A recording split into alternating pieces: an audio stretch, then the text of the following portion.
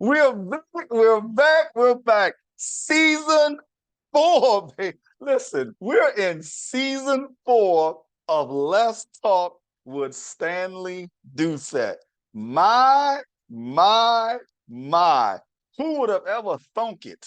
That's right. I did say it right. Thunk it that we would have season four of Let's Talk with Stanley Doucette. I thought we would, but maybe nobody else did. I don't really care at that point because I am absolutely overblown with joy.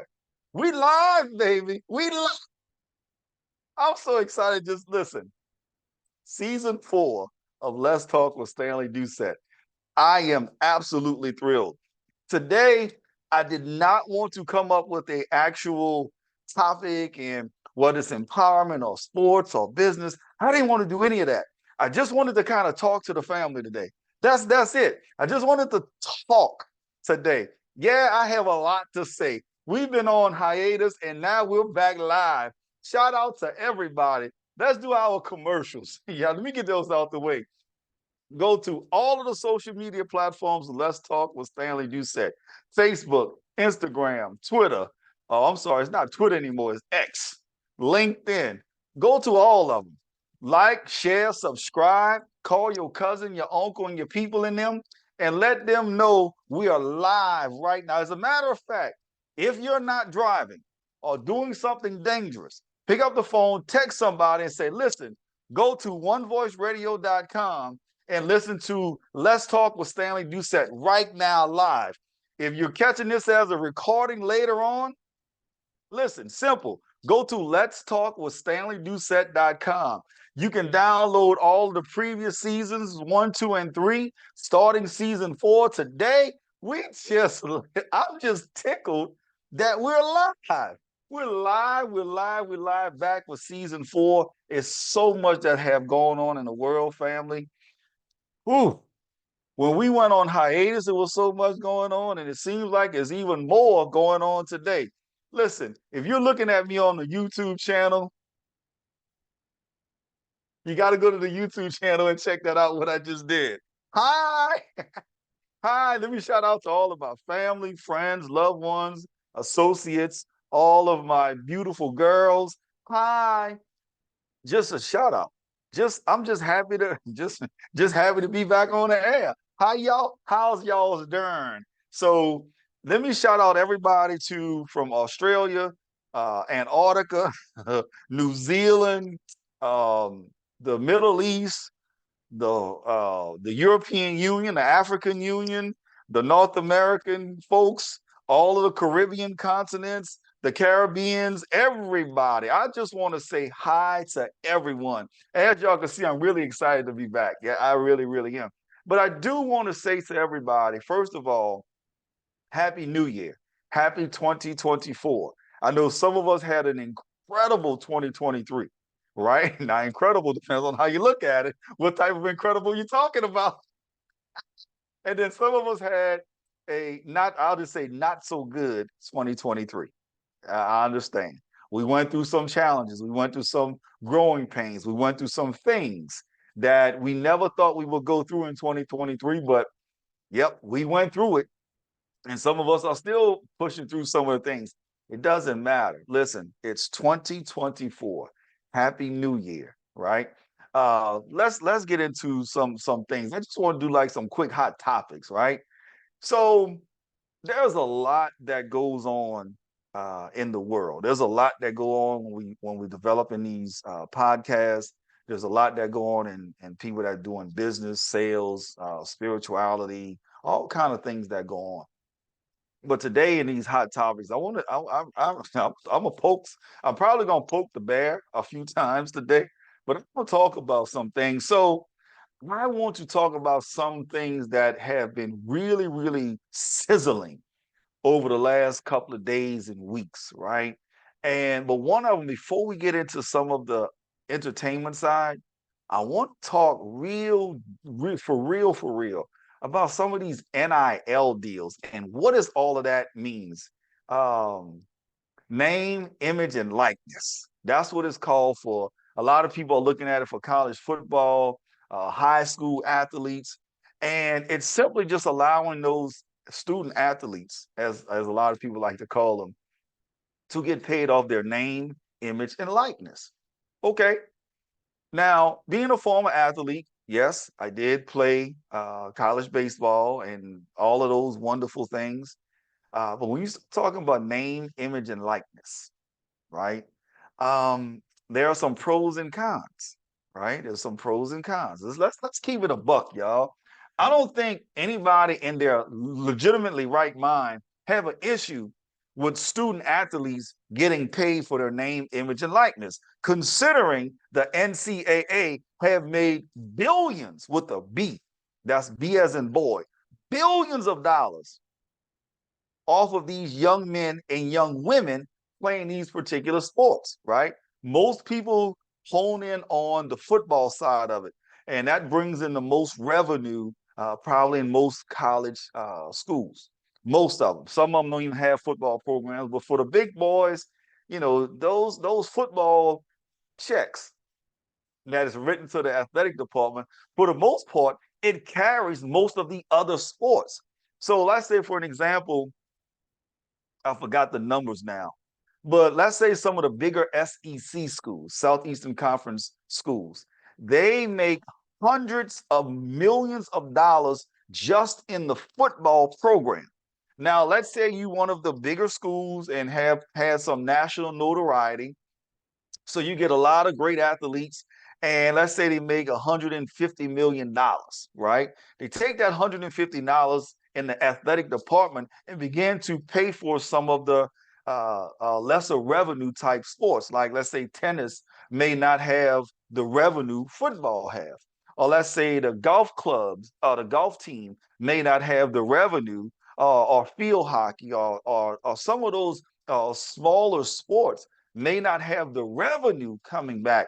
But if you take a football, a baseball, a basketball, and in some cases track and field, they may make some legitimate revenue. Like the University of Kentucky basketball team, they make some legitimate revenue, right?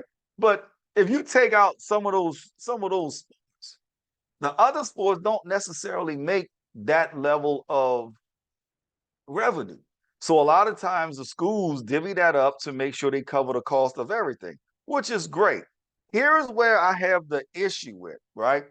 Not with the student athletes or not with the athletes, because they get paid to get paid. Now a lot of people are mad at the athletes because now they're starting to get some real money.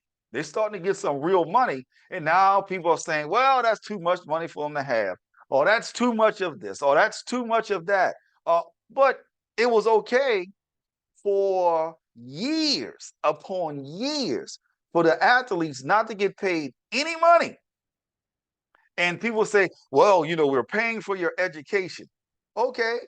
And yet you're making billions of dollars.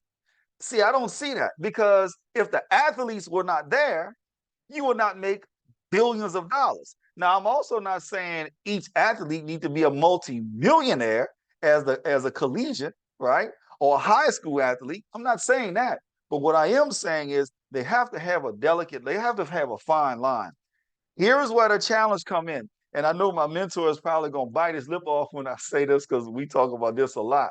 Greed has came into play.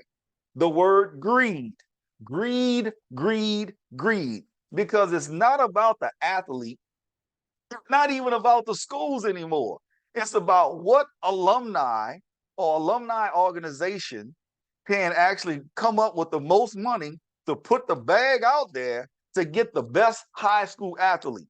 And in some cases, people ain't gonna talk about this, but in some cases, people are recruiting high school athletes to actually move into or go to a particular high school because they have a little bag. So they can sign an NIL deal, pay them some money. Now, all of a sudden, as a high school athlete, they're making money. Y'all don't believe me? Let's look at two of the top high school 2023 athletes, right? Bronny James. Now, some people say, well, Bronny made the money because of the last name, because of his dad and all the things he's doing. Okay, good, bad, indifferent, I don't know. It's up to them. But according to the stats, Bronny made about $5 million plus in high school. Let me say that again. In high school. Some people consider themselves have a good job making $250,000 a year, $300,000, $400,000 a year. As a high school athlete, he made $5+ million. Am I upset? Absolutely not. Bronny, go get your bag, brother. Go get your bag. Continue doing what you're doing. Do you get it all? I am not upset with Bronny. My question becomes, how many of the other high school athletes are able to get? I'm not going to talk about Bronny because that's an elite situation. How many of the other athletes are able to get let's say $100,000, right? How many of those are actually able to get those dollars? Then then it becomes so then it now is pay for play. Let's keep it bucks. Let's keep it 100. It's pay for play. So if you have a bigger name school, one of the SEC schools in football, the last few years, Alabama Crimson Tide have been, and if you're in another country, I'm sorry, guys, I just kind of just sharing some stuff in the news here in America. So I'm not trying to exclude you. I just want to make these points. So if your son plays football and went to the University of Alabama to play football, and he starts, and pretty high chance that he'll get a real good strong look at going to the next level, and everybody will be happy about that. But let's say at that same time, they already have a great recruiting process. But now let's add this in. Now let's say the actual alumni association and create these NIL deals and began to put the money into play to get these stellar high school athletes. Man, they got, some of the SEC schools got all of the great athletic facilities, athletic trainers. They have chefs, they have nutritionists, they have the great trainers. I mean, you can go on and on and on and on and on. They have all of this wonderful things, right? And, so what do? You get mad at the athlete because they're taking advantage of the benefits and the opportunities that came? Or do you get upset with the alumni or the associations or the college or whatever it may be and say, why are you paying these guys this amount of money? You know, you uh, you got to think about it. From a college standpoint, right?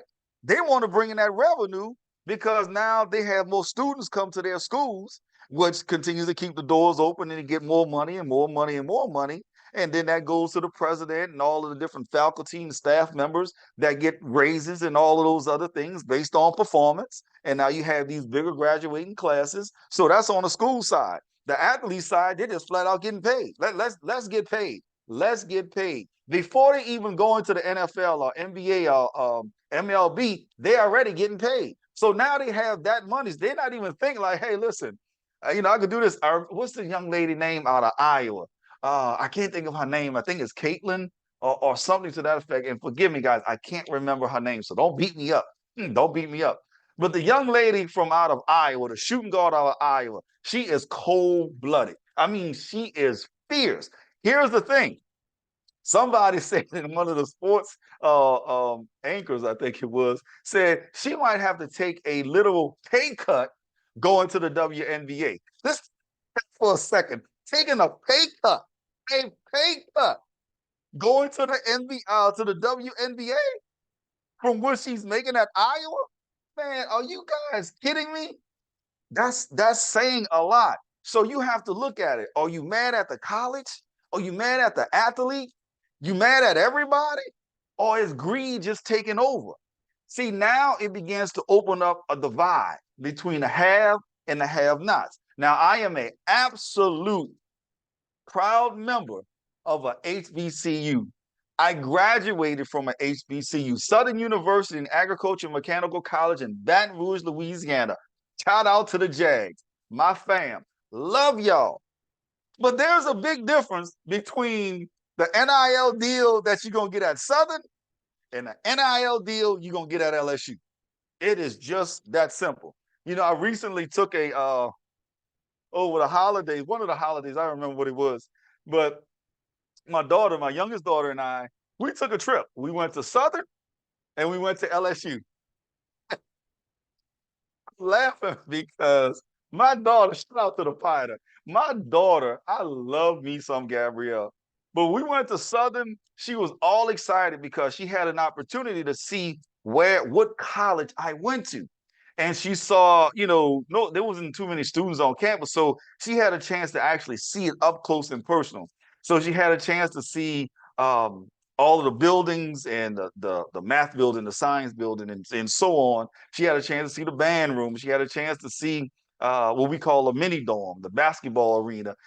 She had a chance to see the baseball field, the football field. She had a chance to see all of those things. And when she saw all of those things, it was good. But when she saw all of those things, it was absolutely incredible. I mean, it was wonderful when she saw those things. So I was excited because she was excited. As a matter of fact, I'm a member of a fraternity. So our fraternity, shout out to all of the alphas around the world. So I was walking and they were getting ready for homecoming. They were literally getting ready for homecoming. And so they were putting up all of the signage and all of the things. And I was talking to the president of the Beta Sigma chapter at Southern University. So we were just talking. And when we were talking, you can see the excitement on her face and just had a chance to be in that environment, right? And I was tickled. I was excited. I was doing some wonderful things with her, and she was just excited. So I'm all excited and happy because she's excited, right? Let me tell y'all something. She hurt my little feelings. She hurt my little feelings. So I'm all excited walking around. I got my if y'all see me on YouTube, y'all see the shirt I got on, right? Y'all see it. Y'all see it. If you're not looking at the YouTube channel, you need to go check it out. Anyway, so so I'm like, okay, we're gonna go and we're gonna also go to LSU. And she was all excited. Just now let's go to LSU. So we went to LSU.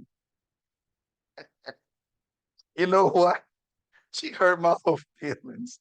So we drove on LSU campus and the same thing, started seeing all of the buildings, the library, so on. And just taking her on a nice little tour, taking our time, really enjoying each other, having a lot of fun. Well, at LSU, they have an actual live tiger. They have a actual, I call it like almost a zoo type of environment for their tiger. I'm not upset with it, but it's legitimate, right? It's amazing. It's off the charts. So I took her and she saw it and she was excited and she's getting, happy and she was like, "Oh my God, this is incredible!" And Daddy, look at this and let's take a picture here and let's do this and had some fun and actually met some people from another HBCU that was Southern just had played FAMU, Florida Agriculture Mechanical College in Tallahassee, Florida. So we were all there, it was FAMU Southern. So they saw me with a Southern shirt on, and then they said something like, "Oh, we just beat y'all," and so we having the friendly HBCU trash talk. And so they was telling my daughter, "Oh, come to FAMU. Oh, you don't have to go to Southern." And my daughter said, "I don't want to go to either. I like LSU." I was like, "Oh my goodness." So what happened was my daughter saw the environment for the Tiger. We walked into the basketball arena, the Pete Maravich Assembly Center, I think they call it. We walked into the football stadium. Yes, the Tiger Stadium that seats, I think, 105,000 people. He saw that. She saw the baseball field. She saw all of those different athletic facilities, the track, all just on and on and on, right? I'm not going to go. She's a budding gymnast. So she's done some great things at the age of 6, off the charts.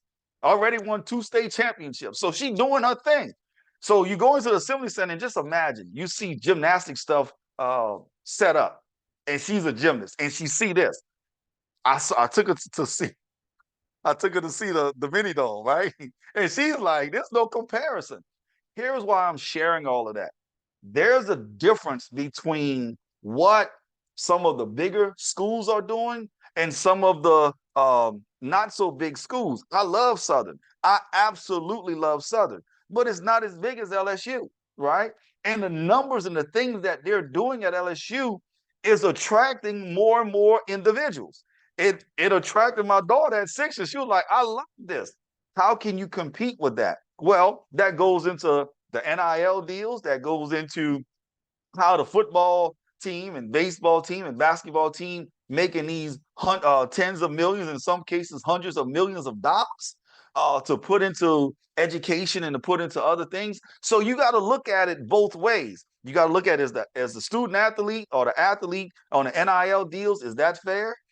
Is the actual college doing what they're supposed to do? Are they just literally out to make money? Are they really trying to educate you? Is the NCAA just really just trying to continue to collect money and keep people ineligible, as I like to call it, and do all of these bogus investigations and all of this foolishness? Look at what the coaches are getting paid. Some of the top coaches are getting paid in college, just, I mean, real money. You know, $9 million a year, $8 million, some 10. That real money, right? So you have all of that to look at. That's on the sports side. Now let's get into this hot topic. Ooh, wait. Well, no. Before I leave off of sports, it's gonna get good. Let's look at what we're doing with Russell Wilson and the Denver Broncos. Now, I know you have all these different um what I call them, rules and regulations that the team can't do this, and then if they do this, the players association to get involved, and then you have on the other side the owner saying, you know, this, and you know, it's a back and forth. Once again, there's money involved in somebody talking about greed. So I think I heard Shannon Sharp said, "Why are you taking a pay cut for a billionaire?" And he made this statement. I think this is a pretty good statement. He said, the billionaires have convinced America that the millionaires are greedy. I was like, that is a good statement. That is truly a great statement. Why do we say that? Now, I'm using the Russell Westbrook and the Denver Broncos situation, right? Generically, I'm not in the locker room. I'm not on their board. I don't do any of that stuff. I'm just using what's in the actual newspaper and on social media, right? So think about this. Russell Wilson just signed a contract, some crazy contract, you know, 100 and something million or 200 and something $1 million, making like 30 something $1 million a year, right? So, but in the contract is, you know, some contract like if you don't pass a physical for this or that, you know, you only get paid this. If we cut you, it's this, and you're only going to make this amount of money. So, what the Broncos allegedly said, we don't know if that's true, we're going to cut you in March, we're going to cut you. Well, Russell Wilson is like, okay, he didn't do anything wrong. They put all of the stats up against some of the other top quarterbacks, some of the elite. That was the name I was looking for, elite quarterbacks, and his stats are you know, pretty good. But they're going to cut him. So people are saying that's just a financial decision. They're going to cut him, cut their ties. I think the numbers was like they're still going to owe him like, I don't know, some ridiculous number like $90 million, $80 million, or something like that for the next 2 years, right? And some people be like, oh, you know, that's a lot of money. But if you were supposed to get paid $230 million and they cut the other monies out, I got an issue, right? So now you go into, well, let's look at the stats. Oh, you looked at the stats and it was this. So it's not the stats. Maybe it's the coach don't like him. Okay, maybe it's that. They just turned over ownership. I think it was the Walmart family bought the Denver Broncos. If I'm wrong, y'all don't beat me up. So they bought in a new coach, and now the coach is like, I didn't bring you in. I didn't orchestrate or architect this deal. So for me, I don't have you back, right? So you know you got all of those dynamics in the play. But here's the one thing I want people to think about, right? This is a quarterback that have pretty decent stats. People don't like him, they love him, whatever it may be. But is that fair? You signed a whatever it is, 100, $200 million contract guaranteed. But now you want to cut him because you don't want him to play, or he's not living up to the stats, or he don't like the coach. That brings me to my point. on this, just on the NIL and all this stuff, and going into that next piece, kind of great, great transition. Man, I'm kind of getting good at this. I'm kind of locking myself. So making this transition, right? And I want you guys to think about this. This is a powerful point. If you don't own the entity, then that means you still an employee, regardless of how much you make. Let me say that again. If you don't own the entity, that means you're still an employee and you still are at the whim of somebody else and firing you. That's just that simple. Russell Wilson, regardless of good, bad, or indifferent, signed a contract. The owners of the Broncos, if this is true, it's alleged, so you don't know if it's true or not, say they're going to cut him.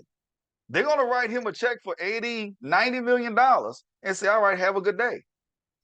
Even though it's a lot of money, he is unemployed. He is literally unemployed. So let's think about that, guys. If you don't own your stuff, what becomes the problem? What becomes the problem? See, a lot of times people will they talk this good game, right? And they'll say, like, I got this good job. I work for the government. Okay, well, every 4 years, the government change over. Every 4 years, let's talk about the government change over. And everybody says, oh, they got these laws that say, oh, you can't do this and you can't do that and all of those things. Let me just say this. When they change over, they can change the rules, though, and make it very uncomfortable for you to do certain things. You know, regardless of what it may be, you can become very uncomfortable. So I was talking to my boy. I'm not going to call his name. He lives in Colorado. Shout out to you, right? And then I was talking to another friend that's in California, right? And then another friend that's in Atlanta. And all federal employees, they're doing their thing. All guys, right? And they're like, you know, I'm doing my thing or whatever. And they say they work from home. And I simply asked the question. I said, what happens if the government comes back in and say, well, we want all y'all to come back to the office? And I think one of them said, well, you know, technically I'm stationed out of, let's say, DC, right? Well, if they tell you to come back to the office, what do you have to do? They say, well, you know, if they told me that, technically I'm gonna have to move to DC or fly back and forth private every day, and I don't have that type of money. That means somebody else is still in control of you, right? And technically, yeah, no, it's not technically. Somebody else is dictating. You have to hope they don't do something. But if you own that entity, and I'm not talking about the federal government, just if you just own that entity, guess who make the rules? You do. It's just a ownership thought process, and I'm saying that to get to this, right? Terrence, what's his name? Terrence Howard. Terrence Howard just recently said he's going to sue his old agency, CAA, I think it is, or CSS, one of them. I don't remember the exact name. I think it's CAA. Going to sue them. Why is he suing them? Because they also represented the production company for, I think it was Empire, right? And they coached him into signing something of a lesser deal for what he should have been getting paid. Now, I think he was getting paid $325,000 per episode for Empire, right? At his height. Well, I don't know the numbers, so don't beat me up again. But let's just say he should have been getting paid $500,000 per episode or $1 million per episode. Okay, great. But because of what CAA did, or CSS, or whatever their name is, did, and coached him, again, allegedly, because he's suing them, then now they have put you in a position to do Empire, but now you're suing them. So now some people may not want to hire you. So you got to take all of this into consideration because you don't own the agency. Because you don't own your own. That's deep. That's really deep. He even said in his interview, look it up. He said, this may even put me in a position to where I can't even get and secure work because I am, as I think he said, blowing the whistle and saying, this is wrong. What's deep, man? What is deep? Let me give you another one. The Color Purple have exploded. The musical, I thought is that the movies where they're saying it's a musical, right? Okay, great. It's a musical. No worries. No big deal. I think the first day on Christmas Day in America, I think it made $18 million in one. How many people? I didn't even know. Anyway, $18 million, right? And you start hearing it and it's blowing up and it's a great production. Fantasia did her thing. I mean, she just did this. I haven't seen it yet. So y'all don't beat me up and don't take my card from me because I know some of y'all, I ain't see it yet. I'm going to go see it. I'm going to the movies to see it. Okay? Chill out. But they said Fantasia, she got into a couple of them songs. They say she got into it, not just singing. I mean, she just like she took everything and like, let's get it. We gonna sing. They say they had people in the movies crying when she's singing. It was that strong. She did her thing. Said Taraji doing her thing. I'm looking at interviews with these young ladies talking to each other. How Taraji was mentoring Fantasia on the acting side, but then how Fantasia was helping her on the actual singing side. I mean, that's powerful. That's powerful. But then the truth came out, as some people said. Or should I say allegedly, right? Then Taraji said, I'm tired. And everybody's like, Taraji, what you tired of? I'm tired. She said, I'm tired. I'm not getting, she said, I'm in here negotiating every day hard to get my worth. She said, some of those movies I was in, I may have made 100,000. And this is somebody that can act their patootie off, right?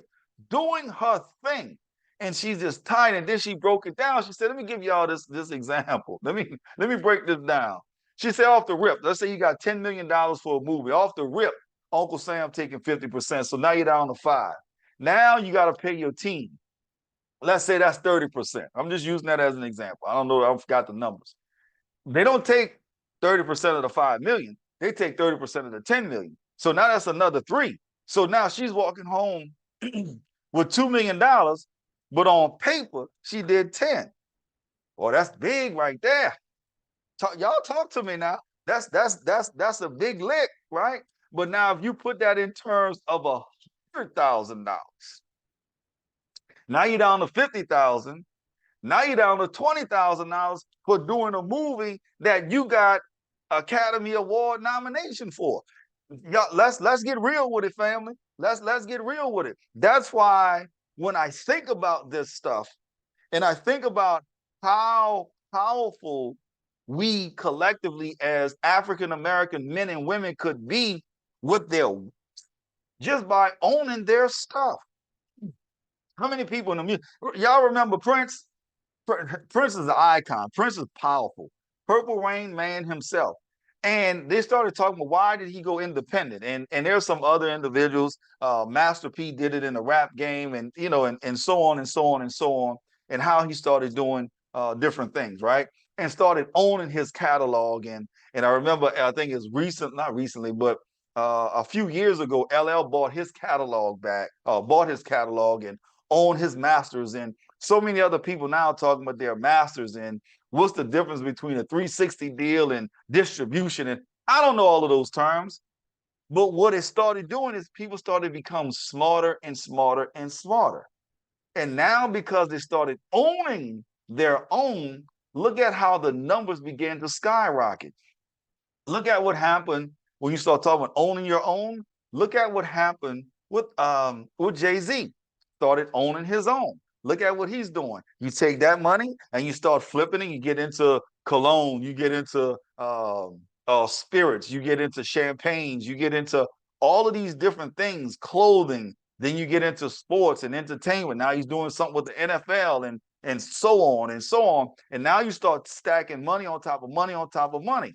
Powerful, powerful, because he started getting into his own management, his own ownership, get into sports and sports management. It's so many different things he done that was beautiful. You look at what Tyler Perry did. People laughed at it doing Medea. I think it was 6 years or 7 years he was living in, not living in the club, but 6 or 7 years before that his play actually took off. Right? I think it was 6 or 7 years before it actually took off. Then when it took off, it took off. I mean, it took off. And then, but he never got the respect from Hollywood. You know, he was saying what he was gonna do, but he never got that respect. And he made this statement. He said, "All right, y'all go do y'all own thing. I'm gonna just build my own table." Now he owns one of the, if not the biggest, one of the biggest studios in the world, where everybody's coming to him to get something done at the studio, the sound stages. I forgot how many sound stages he owned, and all of this incredible stuff because it went back to ownership. It went back to ownership. Let me ask you guys a question, and I want you guys to think about this because a lot of times we talk about ownership, and then you say, "Well, I don't have anything to own." Well, try starting owning your own house, owning your own car. If you're looking at real estate, seeing how you could own maybe a piece of real estate, seeing how you could own maybe some intellectual property, seeing how you could own, you know, develop your own supplement, develop your own something to have ownership, your own, where you're the one that can manage and distribute and do things, right? So those are some of the things that's out there that we have the opportunity to do. Now, I don't want to get into ownership today, but it just keeps ringing back to me. 2024, ladies and gentlemen, we have to own our own stuff. We literally have to own our own stuff. Now, when we own our own stuff, now we have the opportunity to literally make things happen in a bigger way. But I don't want to stay on the ownership piece. I want to get into this other side, right? Now, talk about the entertainment side. Let's get into this whole Cat Williams interview he did with Shannon Sharpe. Everybody's talking about it right now in America. Like, is he right? Is he wrong? You know, who did what jokes? Who didn't do this? Who didn't do that? Here's what I want to talk about it. I'm not even going to go into that particular space. What I'm going to talk about specifically is, can you actually speak your piece? Can you actually speak your piece in Hollywood without getting blackballed, right? Because every time I look at something and someone begins to speak their piece, you have something like a Terrence Howard literally saying, I might even get blackballed because I'm speaking my piece and I'm calling things out that are just bad. Taraji P even said the same thing, right? So now Taraji's saying it. So you got Terrence Howard saying it. You got Taraji P. Henson saying it. You have other people saying it. You got look at what's going on with Russell Wilson with the sports and how they're saying it just basically collapsing some of his stuff. All of these things are going on. But my question is, can you really speak your piece? I mean, can you really speak your piece? Now, some people are saying, oh, you shouldn't have just signed, you shouldn't have signed a contract. Or you should have asked for more. Others are saying, well, you know better. You know you should have paid X, Y, and Z amount of dollars. Well, is that business? Is that good business on some of the ownership side? Or is that bad practices on the entertainment or on the actors or the talent side? We don't know. But look at what's going on. So my question, family, is can you actually speak your piece? Cat Williams began talking about people stealing his jokes and then other deals that's going on and all of this other stuff. And everybody like, oh my God, you know, what this one is going to say, what that one's going to say. Well, my question is, can you actually speak your piece? Can you speak your piece? Cat Williams began speaking his piece, and now he has blown the internet all. I mean, when I say blown up the internet, I mean he has blown up the internet, right? So you have that. And now you have people saying, man, huh. But then now you have another side. Yeah, we're gonna get into it. I sure hope y'all ready. You have another side, right? And then now you have people that are upset with Bishop Jakes, Bishop T.D. Jakes, because he has a friend named P. Diddy. Well, let's roll that back a little bit. They have some people that came at P. Diddy, Puff Daddy, or whatever you call him, Diddy, whatever, Sean Combs, him. And they're saying, well, Diddy did some bad things, right? against men, against women, and he did some bad things. And people did not speak out. People did not speak out for years. Now all of a sudden, people are speaking out. So now is it people are speaking out against the quote unquote the ownership piece, the bosses, as people would say? Are they speaking out against them? Are the bosses the ones running around thinking you can't touch me because I'm a billionaire? What is it? Right? What's going on? Are people turning on the lights and letting people take a peek at what's going on? So you have all of this going on, even in the entertainment side. And what's interesting to me, this is so interesting to me, is people are literally, I'm saying everyday people are literally at the computer on their phone, like eating it up. People are saying TD Jakes should not be friends with Diddy. Why is he at a party with Diddy? Is he involved in it? Now they're bringing in the late Bishop Eddie Long. Well, is he a pervert too?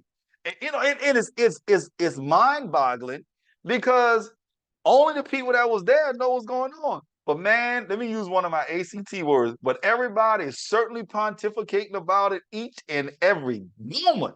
Like, I mean, they're literally 1 week they love Bishop Jakes and his wisdom and his spiritual authority and the things that he's sharing with people. The next week they saw him on a picture with Diddy, and next thing you know, they really dragging him through the mud. I don't have a dog in this fight at all. But what I'm sharing is all of this stuff is going on. And we, when I say we, a lot of people are just literally focused in on what's going on in all of these different topics. And my question is, do you have your house in order? Are you the one? Do you have your house in order? If the rumor mill got to your house and literally began to focus in and put that spotlight on your door, do you have all your stuff in order? See, I don't, regardless of what they have done, I am very, very careful in my circle that I'm real tight with. We are very careful about literally talking about someone else, about their downfall, about what's going on, because we never know the actual truth unless we were there. Now, there's so many more stories that's going on in Hollywood and all that stuff. I'm just exhausted. I even can't get into all of that. Do you have yourself in order? So let's look back and pull this and roll this all the way back. 2024 came, we talked first and began with the NIL deals and sports and college and high school, and what are some of these athletes making, and is it right or wrong, right?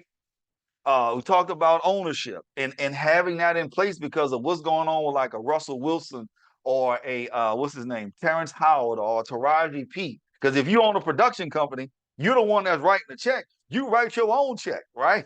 But we talked about that, and then we also talked about can you be authentic, man?